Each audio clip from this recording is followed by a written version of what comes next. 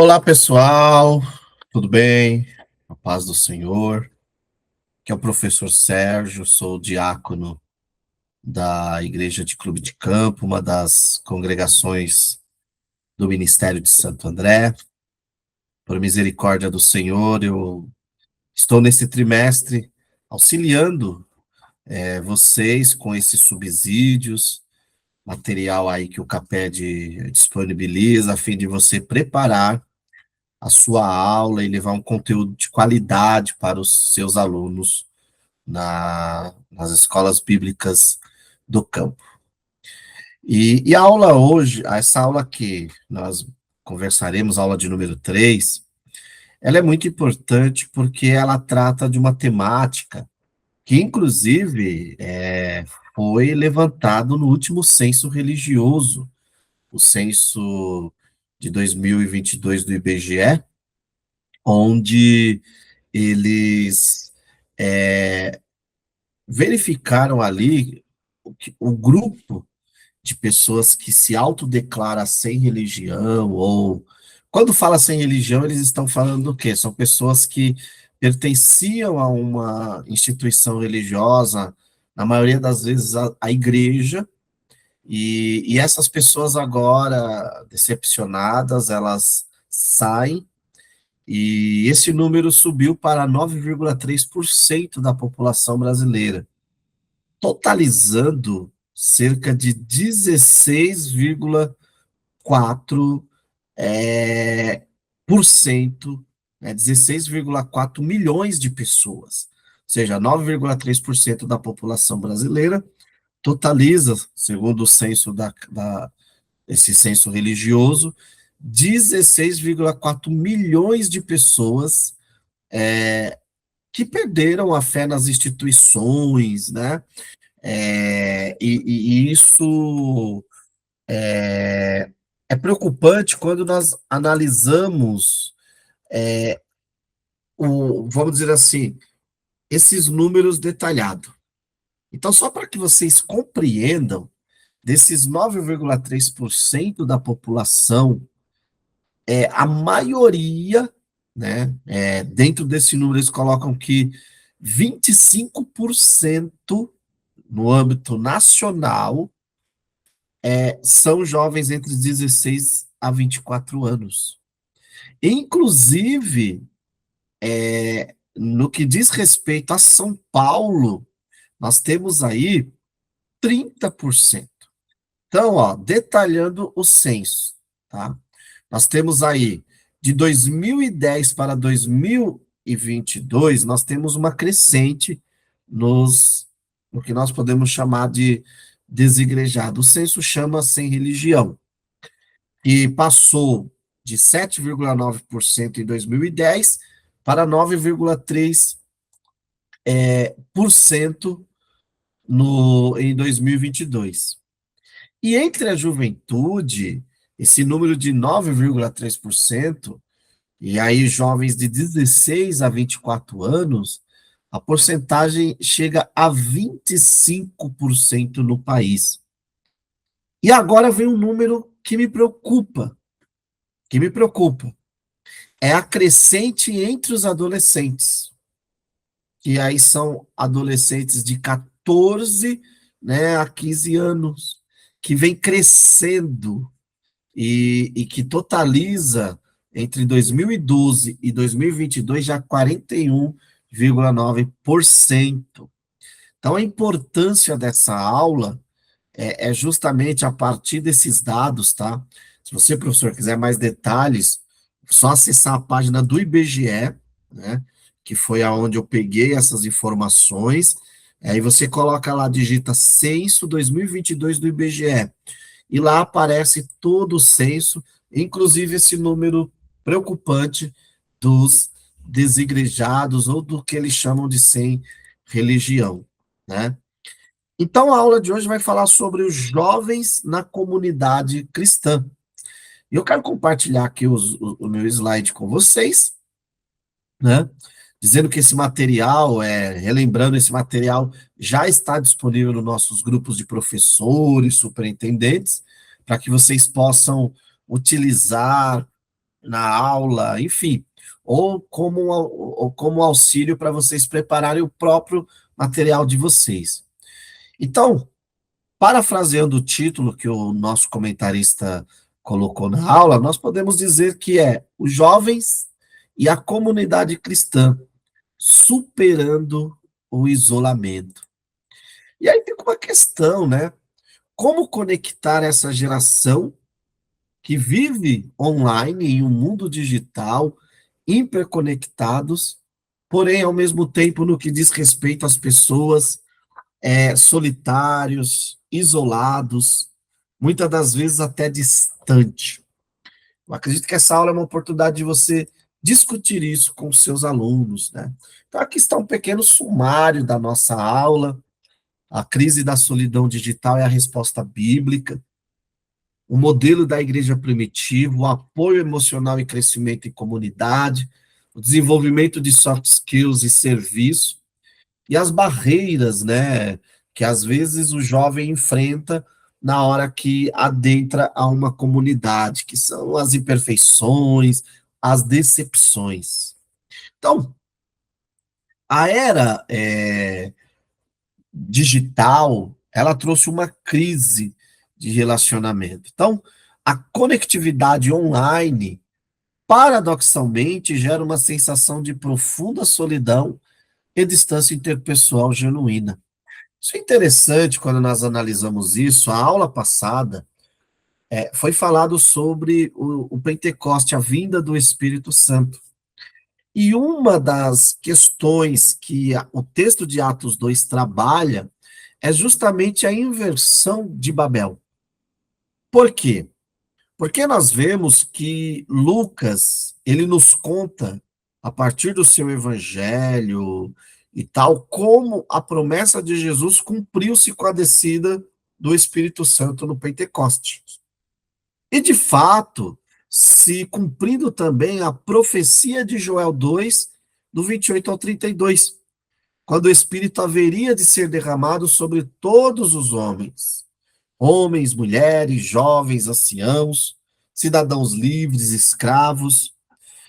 E essa promessa divina cumprida, vemos que a igreja primitiva inicia sua trajetória pelo poder do Espírito que foi enviado aos discípulos de Jesus. Só que tem uma coisa muito interessante, que quando nós vamos para o livro de Gênesis, a história da Torre de Babel trata-se de um dos contextos mais intrigantes das Escrituras.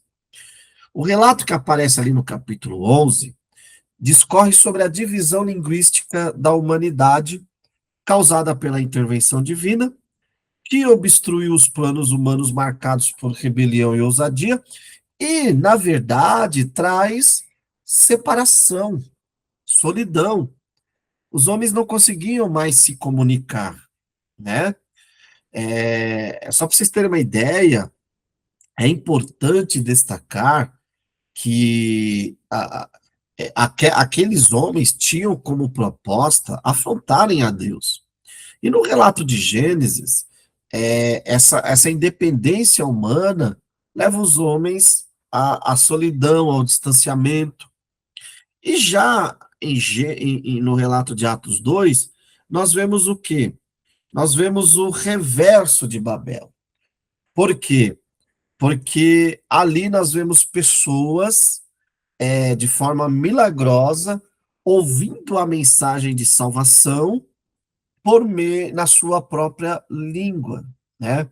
Então, os conflitos sociais, raciais, de gênero, religiosos, étnicos, multiplicaram-se ali a partir de Babel, né? Claro, essas diferenças ressaltadas para sugerir fantasia de supremacia sobre os diferentes, e toda a soma disso contrasta o propósito de Deus, que é a unidade das pessoas.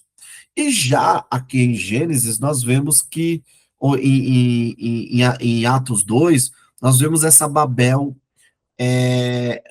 de forma reversa.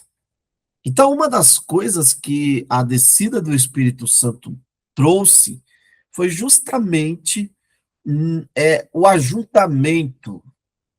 E nós vemos que hoje um dos grandes desafios que, como professor, como líder, né, muitas das vezes como pastor, né, você, no nosso contexto, os ministros enfrentam, é a questão justamente do quê?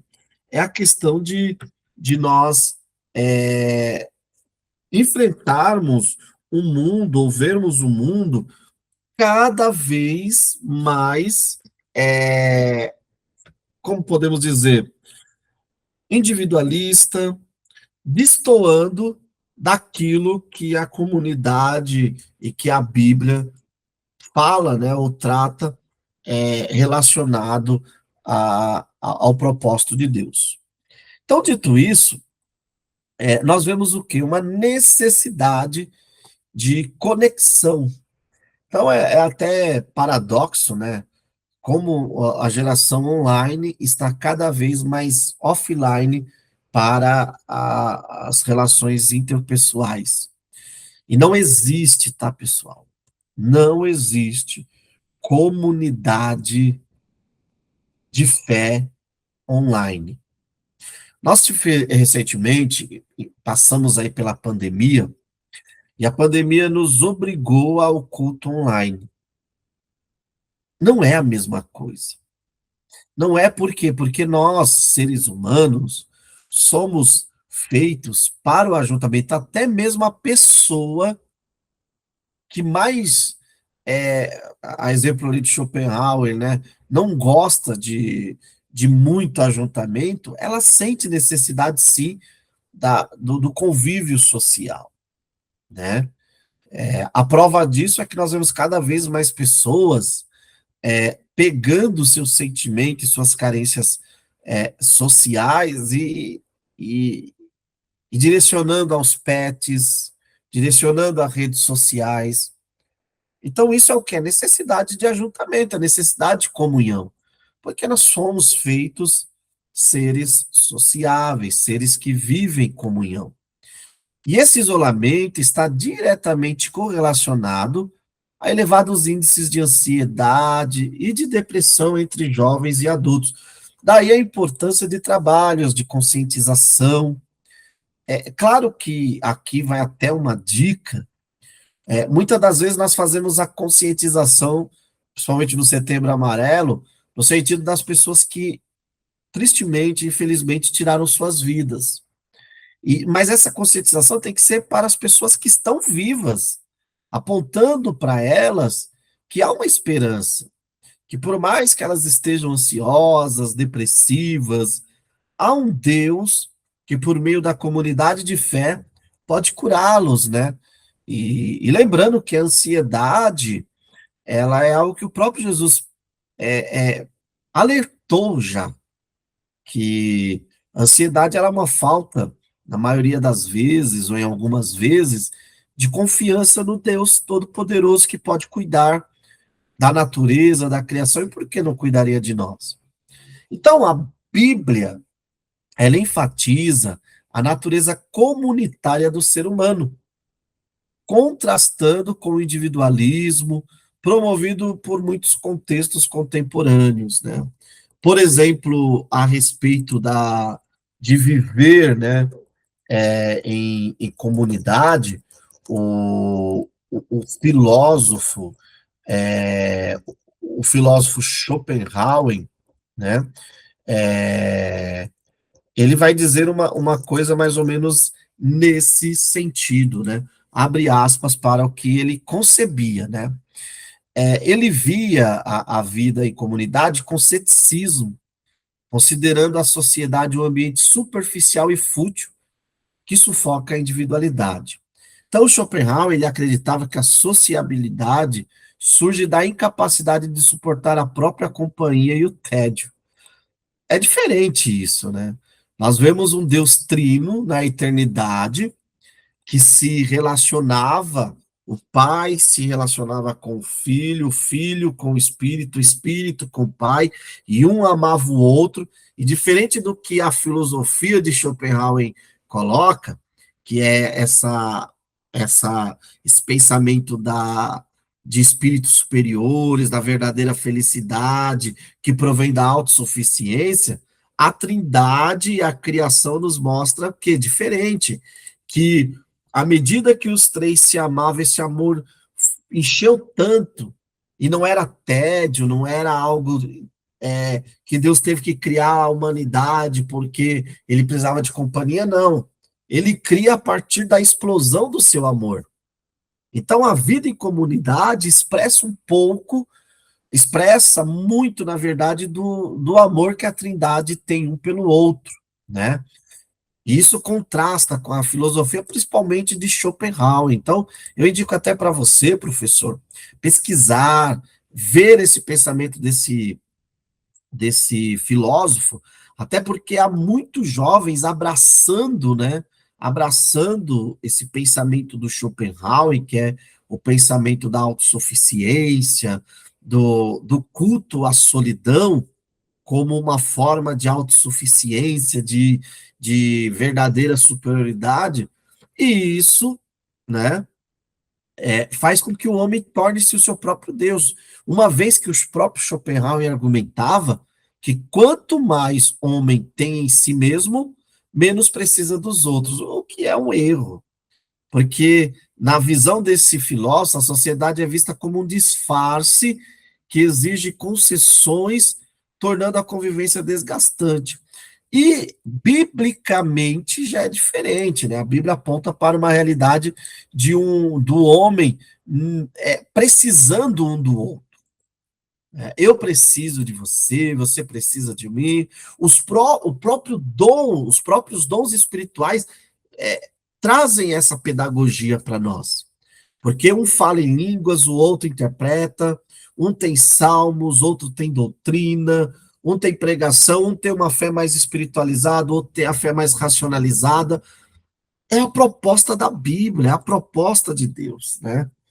Então, a individualidade promovida pelos contextos contemporâneos destoa da proposta bíblica, né?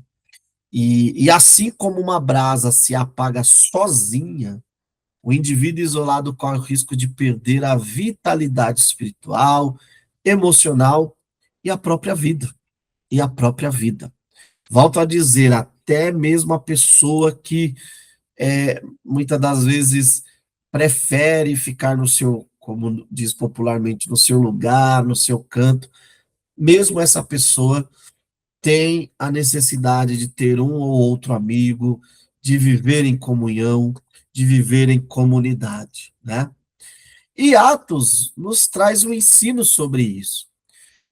Primeiro, a igreja primitiva se dedicava à doutrina dos apóstolos e a partir do ensino era cultivado o que nós chamamos de koinonia, que é a comunhão.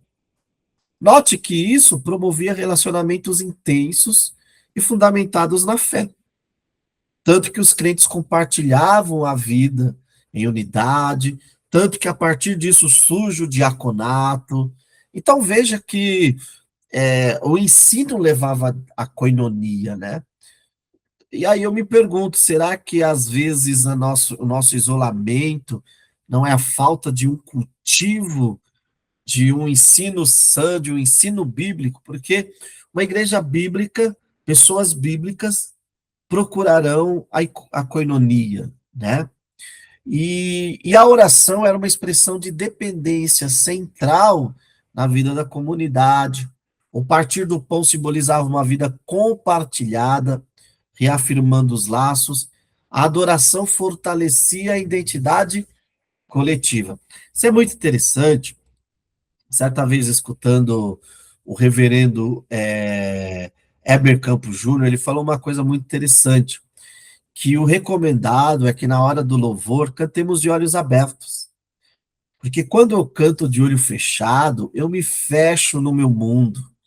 É como se eu colocasse uma cortina e falasse para o meu irmão, deixa eu aqui no meu banquinho adorando a Deus. Agora, quando eu canto de olho aberto, olhando o meu irmão, de repente eu percebo, porque a hora do louvor é o momento onde nós mais expressamos ao Senhor os nossos sentimentos, é onde aparece melhor a nossa condição emocional.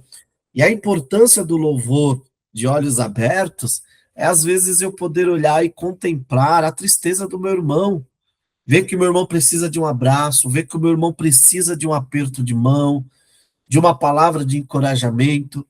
É muito interessante isso. E a vida de oração também em comunidade nos reserva isso, né? Quando, por exemplo, no nosso culto, há os pedidos de oração, isso nada mais é do que partilhar as necessidades uns com os outros, a partilha das necessidades materiais, enfim. A igreja de Atos, ela nos traz isso. Volto a dizer, não era uma igreja perfeita, tá? A igreja de Atos tem os problemas que há em nosso meio, em nossa comunidade, mas é uma igreja que nos deixa esse legado. A generosidade e testemunho, né? Com uma mente voltada para suprir necessidades, a comunidade praticava generosidade.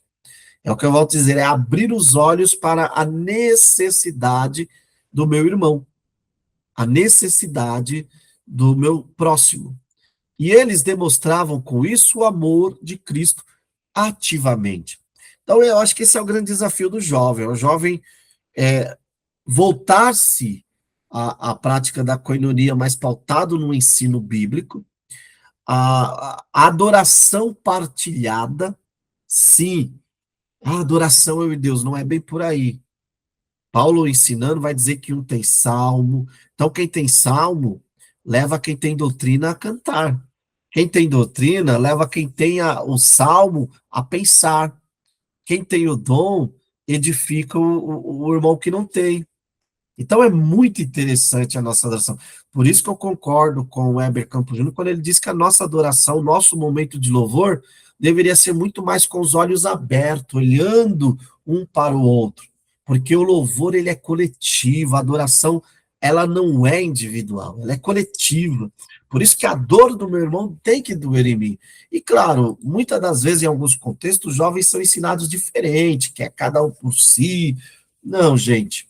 Tanto que quando Cristo vier estabelecer o reino de Deus, uma das coisas muito interessantes é que os que estão mortos ressuscitarão, e depois, diz o texto, juntamente encontraremos o Senhor. Veja que até encontrar o Senhor não é individual, né? Aquela história que falavam antigamente, não, eu vou atropelar o meu próximo, eu quero ser o primeiro, não, gente. Juntos, a igreja junto verá o Salvador, né? Contemplará o retorno do Messias. Então é muito interessante isso, né? Então, para além do culto, isso daqui também é muito interessante. A nossa comunidade, a nossa comunhão no culto é importante. No entanto, a nossa comunhão deve ir para além do culto. Eu lembro quando eu era adolescente, muitas das vezes terminávamos a escola dominical e nós ali mesmo, os meninos se reuniam, iam, é, sei lá, jogar bola. Às vezes, não jogar, a bola nem era o principal, mas era só o fato de estarmos juntos. Às vezes, íamos, no contexto que eu recebi Jesus no Alto Capuava, tinha a pracinha lá no ponto final do ônibus, e nós íamos ali para muitas das vezes só para ficar junto, conversando. Terminava o culto, nós ficávamos ali na frente do templo conversando, e é muito, muito bom isso. Então, por mais que alguns contextos, alguns líderes não incentivem isso, mas você, professor, procure incentivar o seu jovem a essa prática para além do culto, né? A comunidade cristã transcende o culto formal, ocupando o quê? Os espaços de relacionamentos como, por exemplo, pracinhas, né, ir na praça para cantar, ir no parque ali no momento de diversão, no próprio pátio ou no nossa própria igreja, finalizando o culto, a conversa. Tudo isso é um antídoto para essa cultura líquida. E isso forja um vínculo de compromisso e a verdadeira capacidade de ver e conhecer o nosso próximo, né? Então, incentive isso, incentive esses laços, né? Claro, o além do culto leva para o culto, né? E o culto leva para o além do culto. Eu não posso priorizar um e abrir mão do outro, né? Posso abrir mão dos momentos de comunhão, de relacionamento, às vezes se unir só para bater um papo, para conversar, para expor dificuldades. Isso é muito importante, né? E assim, lembrando que um dos papéis da comunidade são apoio emocional e espiritual. Então, o princípio bíblico lá de Gálatas 6:2 é estabelecer e levar o fardo um dos outros. Isso é o chamado da responsabilidade mútua, é o que eu falei. Eu tenho a responsabilidade, sim, sobre o meu irmão, né? A vida rumo à eternidade, rumo ao reino de Deus, rumo ao novo céu, nova terra, rumo ao encontro com Cristo, não é uma vida de, não, sou eu e Deus. Não. Inclusive, eu tenho responsabilidade sobre o fraco na fé. Se eu for o motivo do fraco na fé, abandonar de vez a fé, pasme, segundo, conforme a leitura de Gálatas, eu corro o risco de perder a salvação. Então é muito importante esse apoio que devemos dar aos jovens. E lembrando, o jovem só encontra esse apoio também na comunidade. Agora o jovem, de repente, aceita Jesus no culto online, quer cultuar de forma online e abandona a fé em certos momentos, enfim, não tem como, né? Então, por isso que é um chamado à comunidade. E aí eu coloquei aqui mentoria e orientação. Os líderes mais maduros, amigos mais maduros, oferecem suporte crucial, eles auxiliam em decisões complexas, principalmente nessa fase de transição, né? Dos, dos jovens aí que às vezes estão indo para o mercado de trabalho, enfim. E as redes de proteção, a comunidade, ela atua como um tipo de salvaguarda contra o colapso, contra as crises emocionais, contra os desafios acadêmicos, principalmente, os jovens que estão aí na academia, estão na face das faculdades. Essa é a importância da comunidade, né? E, claro, viver em comunidade promove o crescimento espiritual, né, por meio de estudos bíblicos, que aí acontece o que? Um discipulado mútuo, né? Às vezes nós temos a ideia de um discipulado onde uma pessoa se levanta e ela é o dono do saber, mas o Tim Keller, né, o Team of Keller, ele vai propor um discipulado mútuo, onde um ajuda o outro a crescer e a espelhar Cristo, né? Eu acho isso sensacional, gente. É muito bom. Destoa, né, dos coronéis, dos deuses, muitas das vezes, que querem se colocar em nosso meio. O crescimento espiritual é um processo coletivo e dinâmico. Um discipula o outro. O mais forte, claro, tem responsabilidade sobre o mais fraco, mas o mais fraco, em determinado momento, ele pode ensinar esse mais forte, em muitos aspectos, né? E assim, jovem, aprenda. O lugar para você levar os seus questionamentos é para a comunidade. Se você estiver numa comunidade de fé onde você não pode levar os seus questionamentos, tem coisa errada. Tem coisa errada.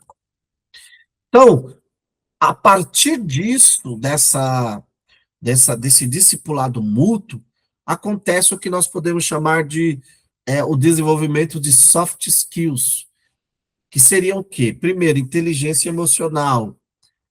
Aprende-se a escutar ativamente, respeitar perspectivas diversas, porque ao viver em comunidade é ter que gerenciar frustrações, é estar em um ambiente com diversas perspectivas, e então esse ambiente contribui para a regulação das emoções e a compreensão de si e dos outros. Algo muito importante para o mercado de trabalho, né? Então, vejo que a comunidade prepara o jovem para o mercado de trabalho. Resolução de conflitos, né? A prática do perdão, da reconciliação, que são fundamentos bíblicos, capacita o jovem na mediação de desavenças, de conflitos. Habilidade hoje que muitas empresas é, é, procuram como ouro em funcionários, né? A ética e empatia.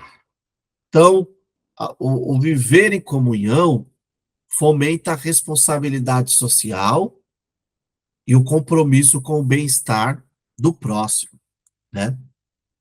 Então, para nós já avançarmos aqui, é, o espectador, ele é aquele que muitas das vezes ele não procura uma comunidade, e enquanto que a fé é um chamado para a participação, né? Então, o espectador, ele consome de forma passiva, enquanto que aquele que quer viver em comunidade, ele é chamado a contribuir por meio de dons, talentos, né? O espectador, ele avalia qualidade. Já o participante, ele serve às necessidades. O espectador busca satisfação, isso é muito importante, por quê? Porque hoje nós vemos a era das igrejas fast food. Você vai lá e escolhe o que você quer comer. Mas já o participante, ele busca o reino. O espectador, ele tem o foco no receber. O participante, que ele quer fazer parte da comunidade, ele foca em oferecer. Note que a comunidade, a ideia da comunidade é muito mais servir, viu, jovem? Se você quer ser um jovem participante de uma comunidade, você é chamado a servir, né? Isso gera o quê? Gera propósito, né? Então, no contexto da comunidade cristã, o engajamento ativo oferece aos jovens um caminho crucial para descobrir sua vocação e propósito de vida, através de diversas formas de serviço, né? Então, ele pode aplicar suas habilidades e talentos, como nas artes, né? Na própria tecnologia, nas ações. Veja que as imagens que aparecem nos slides aí na tela e que eu enviei para vocês, em vários momentos que nós vemos jovens em ação. A comunidade, ela tem que gerar jovens que venham agir, né? Mas quais as barreiras para o jovem viver em comunidade? Por mais que seja um chamado, seja belo e bonito, não podemos fechar os olhos para realidades tão tristes, para barreiras que muitas das vezes são palpáveis e são visíveis. Por isso o papel dessa aula ser muito importante, professor, líder, você trabalhar com seus jovens. Primeiro, as feridas emocionais, né? Os traumas, advindo de várias fontes, né? Experiências, muitas das vezes não podemos fechar os olhos para os escândalos que acontecem, né, no contexto da igreja, isso pode gerar traumas, né? O abismo geracional também, né? Essa distância entre as idades, né? E a cultura do isolamento, né? Que é o que eu falei lá, citando o próprio filósofo Schopenhauer, que está virando uma moda, né? Essa busca pelo virtual. Isso pode reduzir a imersão na comunidade, né? Então é muito importante. E aí, uma questão muito importante, às vezes o jovem procura uma família perfeita. Mas, gente, é a hora de você trabalhar que a família imperfeita é essencial para Deus trabalhar na nossa vida. Sim, as nossas imperfeições é o caminho que o Senhor usa para trabalhar em nós o amor e a edificação e a construção do corpo. É muito interessante que nas diferenças o corpo de Cristo é edificado. Soa até diferente isso, né? Mas é uma realidade, né? E aí, nós somos chamados, olhando para o livro de Atos, a um case, que é o Barnabé, cujo nome significa filho da consolação. E ele aponta para aquele jovem que procura a edificação da comunidade, procura aproximar pessoas, procura unir gerações, não só o jovem, mas o líder, o irmão idoso, o irmão mais maduro, que nós possamos ser mais Barnabés, né? Pessoas que procurem juntar. Nós temos um caso em Atos, onde Paulo, ali movido pelo seu excesso de zelo, basicamente diz que João Marcos não prestava, não servia. E Barnabé prefere ficar com João Marcos, aposta nele. E na para frente, Paulo escreve: manda-me João Marcos, porque ele é muito útil. Olha, se Barnabé não tivesse apostado em João, né, Marcos, talvez o perderia, enfim. Então, assim, é, hoje nós vivemos a época onde muitos líderes querem talentos prontos, mas preparar talentos, esse é o caminho do reino dos céus. Todos nós fomos preparados. Eu fui preparado, né? Eu tenho uma pessoa no qual eu chamo carinhosamente de Gamaliel, de mestre, porque foi uma pessoa que quando olhou para mim e falou: "Você quer ensinar? Quero. Você tem talento." E me moldou, trabalhou. E assim, não foi fácil, mas essa pessoa apostou em mim. Então aposte nos jovens da sua comunidade, da sua igreja local, né? E isso é uma convocação, né? A convocação, a viver em comunidade é uma convocação. Por quê? Porque melhora o nosso engajamento enquanto corpo de Cristo, né? Nos traz, nos ajuda a ter uma mentoria, um discipulado mais efetivo, e acima de tudo, que nós possamos é, praticar o acolhimento e o serviço, algo que só na comunidade é possível. Muitas pessoas não querem ver comunidade, devemos e podemos dizer isso, e afirmar muito jovens, porque não querem servir. E viver em comunidade, jovem, implica, pressupõe servir. Porque o foco na comunidade é a edificação mútua, e não a busca por si só, pelo eu, ou pela perfeição institucional, que não existe, tá? A igreja Corpo de Cristo é perfeita, mas a igreja instituição, ela é feita de pessoas e líderes imperfeitos, né? E aqui eu já quero concluir essa aula apontando, né, que a solidão moderna, puxada aí pelo isolamento digital e por pensamentos de filósofos como Schopenhauer, encontra na comunidade cristã um antídoto relacional que é proposto biblicamente. E o modelo de Atos 2:42, com ensino, comunhão, adoração e generosidade, serve como um print, né? Um blueprint para a igreja contemporânea. Nós possamos printar isso em nossas igrejas. A comunidade é vital para jovens. Por quê? Porque oferece ao jovem suporte emocional, um discipulado, mentoria, um ambiente seguro para o seu crescimento espiritual e pessoal. Claro, a vida em comunhão, em comunidade, traz o engajamento ativo e serviço que supera as barreiras, né? E aí temos o case de Barnabé, que na igreja imperfeita se torna um líder essencial, né? E para essa aula, jovens, professores que nos assistem, mandei para vocês uma proposta, né? De verdadeiro ou falso. Então, tem uma série de perguntas aqui, tá bom? Eu vou passar bem rápido, até porque se você for fazer com o seu jovem, ele não vem assistir essa aula e venha decorar, né? Então, aqui são as perguntas, muito boas para você introduzir ou também é, é, trazer assim uma memorização do que foi proposto. O aluno responde e aí tem sempre a resposta, se é verdadeiro ou falso, é verdadeiro ou falso, né? Então, essa daqui é uma proposta de atividade para essa aula. Que Deus abençoe vocês, tá bom?